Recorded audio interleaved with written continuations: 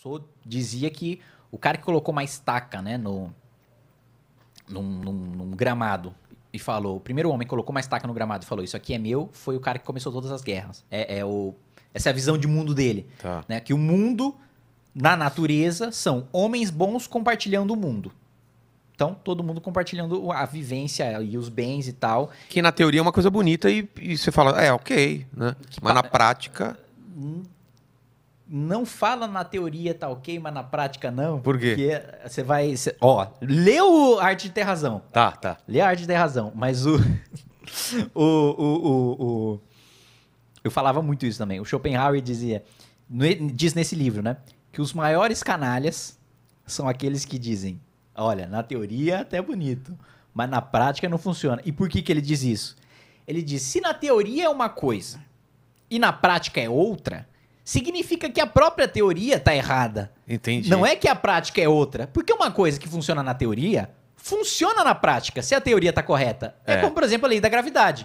Fala, na teoria, se o negócio cai, ele vai cair uma aceleração de 10 metros por segundo ao quadrado e aproximado pela massa, né, daquele objeto. Sendo atraída por uma massa maior. Maior. Na prática, o que acontece? Exatamente isso. Por quê? Porque a teoria tá certa. Então, muitas vezes... O que você está dizendo é que uma teoria pomposa que não funciona na prática é feita por um canalha que quer enganar as pessoas, é isso? Não. O que eu digo é que a teoria, né, que você diz, não tem nenhuma teoria que não funcione na prática, o que o Schopenhauer quer dizer. E o que ele quer dizer com isso? Não, tem várias teorias que não funcionam. Calma. O que ele quer dizer com isso? O que ele quer dizer com isso? Que se existe alguma coisa, algum elemento que na prática não funciona de determinada teoria, significa que a teoria está ignorando algo da realidade e que, portanto, a teoria está errada. Entendi. Entendeu? Ela tá capenga já, ela nasceu morta. Exato. Porque, por exemplo, o pessoal fala, eu vejo muita gente muito liberal, muito capitalista, de direita, falando, socialismo é muito bonito na teoria, mas na prática não funciona. Não é. A teoria já não funciona. Por quê? Qual que é a tese, né, do socialismo, do comunismo? A teoria já é furada. Por quê? Qual que é a teoria do comunismo, né? Pra pegar o Marx. Aí a gente vai... Caralho. Aí a gente vai longe. A gente vai longe, né? Marx, ele defendia, né, o que a gente chama de materialismo histórico dialético. Isso. O que é o materialismo histórico dialético? Antes de qualquer coisa, materialismo. Então, o marxista... ele é, antes de tudo, materialista. Você fala, como assim, caralho? O cara é materialista? Ele quer comprar uma Ferrari? Não, tem nada a ver com isso. Ele acredita que o que dita a sociedade existe em prol de uma relação material. O que define se eu tenho poder ou não é uma relação material. Não é se eu sou mais inteligente, não é se eu sou mais carismático, não é se eu sou um líder religioso, não é se eu tenho voto. O que dita o poder, a dinâmica de poder da história da humanidade, segundo Marx, são as relações materiais. Por isso que ele é um materialista. Então, como é que... E nesse ponto, desse ponto da revolução, das revoluções burguesas, eu concordo com Marx. Que ele diz o seguinte, por que a monarquia caiu? Por que a nobreza caiu? Por que caiu o feudalismo e surgiu o capitalismo? Porque a burguesia chegou num nível de... Voltando, né? O que é a burguesia? Plebeu, gente comum, que comercializava nas feiras e que ficou rico, sem ser herdeiro de terra e sem ser filho de nobre e de rei. Gente que enriqueceu sendo da plebe. Plebe, isso. Por que essas pessoas ascenderam ao poder? Conseguiram tomar o poder dos nobres e dos reis? Porque eles ficaram ricos. Porque eles passaram a controlar mercenários, passaram a ter vários funcionários, soldados, passaram a ter um poder em razão das relações materiais, em razão do dinheiro, passaram a ter um poder maior do que o dos nobres e dos reis. Perfeito. E nisso eu concordo com o Marx. E aí, o que o Marx dizia? Hoje, qual é a relação? Antes a relação era monarquia, nobreza, plebe. Tá. Qual que é a relação hoje? Hoje a relação é burguesia, proletariado. Quem detém os meios de produção... Hoje eu tô falando Revolução Industrial. Né? Na época dele. Eu tô falando século XIX. Tá. Burguesia, né? Proletariado. Burguês é aquele que detém os meios de produção. Quem tem a fábrica. Máquinas. Quem tem as máquinas que produzem. Proletário é aquele que só tem a sua própria força de trabalho para vender. A única coisa que o cara tem é a prole, né? Os filhos. Por isso que ele é proletariado. Ele só tem filho e mão de obra, né? Ele só pode vender o próprio trabalho. Qual que é a tese dele? O dia em que o proletariado tomar os meios, perceber que está sendo explorado economicamente e tomar os meios de produção, você tem um novo regime, que é, primeiro, Uma nova dinâmica de... social. Como você teve do feudalismo para o capitalismo, Sim. você tem do capitalismo pro comunismo. Só que tem a fase intermediária, que é o socialismo. O que é o socialismo? O socialismo é um período de ditadura do proletariado. É quando o proletariado ascende ao poder e acaba com as injustiças. Como? Revolução. Tiro. Ah, é? Marx era revolucionário. Ele defendia, tem que matar a burguesia. Caralho. Matar. Ele até tem uma frase famosa, não sei se é dele ou se é do Engels, ou se é do Lenin, que era, acho que é acho que a injustiça, o capitalismo vai acabar quando o último banqueiro morrer nas tripas, morrer enforcado nas tripas Cara, do último... Tenta achar isso. Tem alguma coisa desse sentido, nas tripas do último burguês, alguma coisa assim. Ele era um revolucionário, ele defendia a luta armada, né? Ele defendia que o proletariado pegasse em armas, matasse a burguesia e tomasse para acabar com aquela injustiça, né? Ele não defendia, porque matasse por quê? Porque ele era mau, que ele defendia homicídio. Não, porque ele acreditava que os fins justificavam os meios. Ele acreditava que aquela injustiça material causada pelo monopólio dos meios de produção, porque é mais do que o proletariado não ter meio de produção. É que só burguês tinha meio de produção. Ou seja, não tinha pra onde correr. Pra eu sobreviver, pra eu comer, eu precisava trabalhar pra um burguês, pra uma fábrica. Porque todas as outras maneiras de sobreviver tinham acabado. Mas ele não, naquela época não tinha uma ascensão ainda social de alguém da prole, proletariado conseguir ascender, também começando um pequeno negócio? Não, nessa época não existia. Era muito difícil, porque o cara que já tinha uma máquina, ele tinha que eu acho que é uma coisa que pode acontecer durante o nosso tempo de vida. As megacorporações? Com inteligência artificial. Ah, tá. Com você substituir com máquina produzir máquina. Entendi. A gente tem um salto de produtividade tão grande que eu não consigo competir. O empresário comum que tem uma máquina de hoje Entendi. não consegue competir com o cara e você tem uma desigualdade muito grande. Então, E era o que tava... Aquela época devia estar passando isso. Era o que tava rolando. Revolução Industrial. Esses caras já tinham dinheiro, têm os meios de produção. E pra esse cara que chegar aqui, não tem como, tem cara. um gap gigantesco. Só que também... Ele percebeu isso.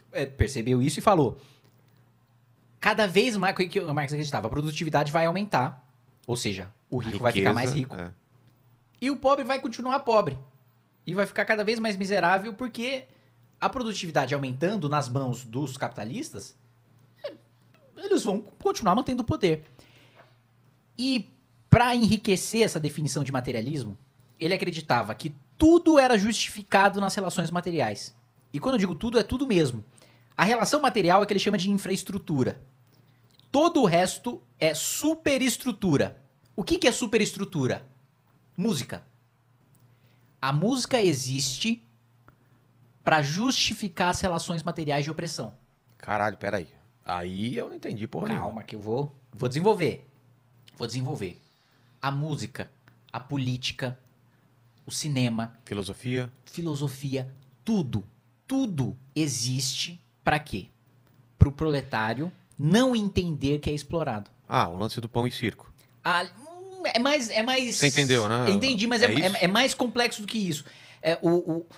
Entenda que a ideologia política, por exemplo, ele não falava especificamente de democracia, mas vamos supor, né? Hoje, os marxistas pós-Marx colocam que o PCO, por exemplo, o PCO diz que não reconhece a democracia. Porque a democracia é só uma invenção burguesa pro proletário pensar que tem algum poder. Dá ilusão pra ele. que tem alguma influência. Da mesma maneira que a política que é o que Marx chamava de ideologia. Ideologia, para Marx, é no sentido pejorativo. É uma construção teórica para alienar o proletário. Entendi. Para ele não se ver como um proletariado. Para ele não ter o que o Marx chamava de consciência de classe. Ele entender que ele e todas as outras pessoas que têm uma condição material igual a ele pertencem a uma mesma classe e, portanto, devem ter o mesmo pensamento revolucionário. Que é um ponto que os liberais discordam. Ele fala, não interessa se você é pobre ou se você é rico. A razão ela é única e universal. Logo, um pobre e um rico podem ter a mesma ideologia, porque eles podem chegar nas mesmas conclusões se eles trabalharem com as mesmas teses. Que é Aristóteles. Aí Marx falava, não.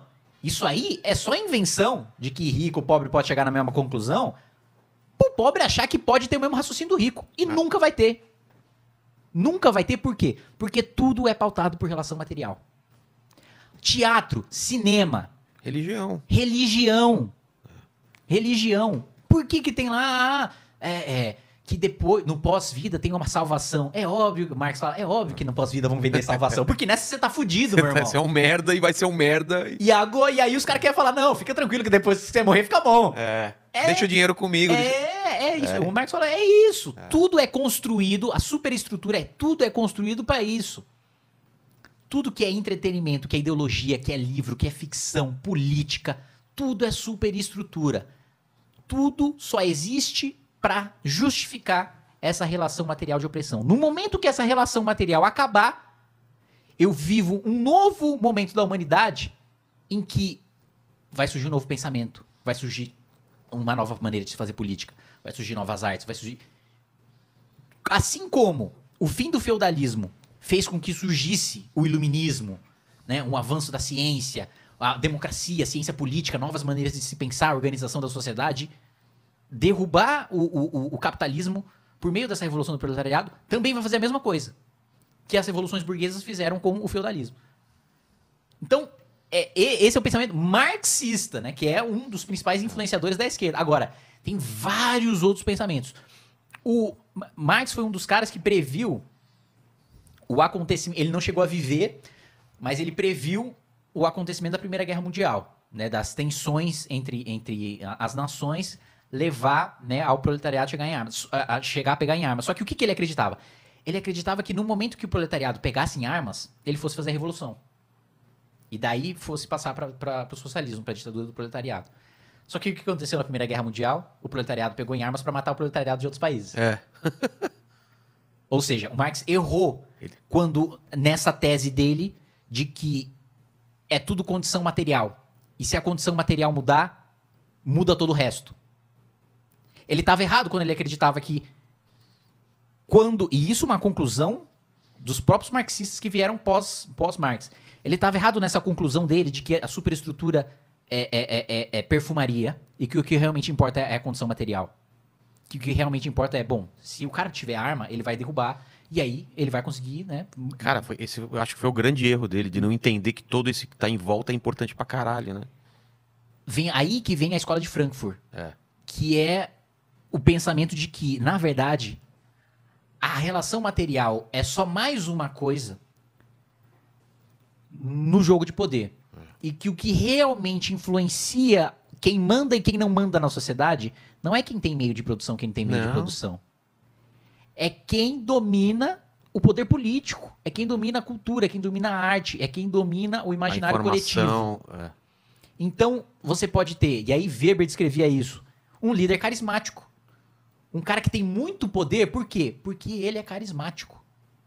Exemplos de líder carismático. Um dos maiores, Mussolini. Hitler também, né? Hitler também. Mas eu acho que o Mussolini mais, porque o Mussolini ainda era radialista. Ah, é? Mussolini era radialista. Então ele tava lá sempre na rádio descendo pau, não sei o que. Pá, é isso aí, tá uma bosta essa Itália. Caralho, a gente tá só se fudendo aqui. Pagando, perdemos aqui Primeira Guerra Mundial, estamos entubando esse prejuízo até hoje. E por que o trabalhador aqui da Itália tem que ficar entubando esse prejuízo? A gente tem que levantar até uma indústria nacional. Por que a gente tem que ficar refém de meia dúzia de empresários? Não, o Estado tem que criar o empresariado para que ele produza o que o Estado precisa, o que o povo precisa. Que merda é essa aqui? Não sei o que. Acendeu o poder. É uma liderança carismática. Ele não tinha dinheiro. O dinheiro, ele teve acesso depois que ele chegou ao poder. Exatamente. Mas cara. antes de chegar ao poder, ele foi uma liderança carismática, que é uma das eu não me lembro, eu não me recordo exatamente todos os tipos de liderança que o Weber definia. Mas é um tipo de liderança que tem a ver com essa questão da superestrutura. Né? Que é o poder dele, é o poder do carisma. É. Tem um poder religioso também. Um sacerdote pode. E Marx não se ligou disso. Não, ele achava que era o contrário, que só tinha poder quem tinha o dinheiro e que depois todo o resto era construído para manter o poder do dinheiro. Mas não. Hoje eu posso ascender ao poder politicamente e fuder quem tem dinheiro. Claro. E propor taxação. E estatizar. E tudo isso trabalhando o imaginar, as paixões das pessoas. Fazendo as pessoas acreditarem que eu sou uma liderança digna de estar no poder.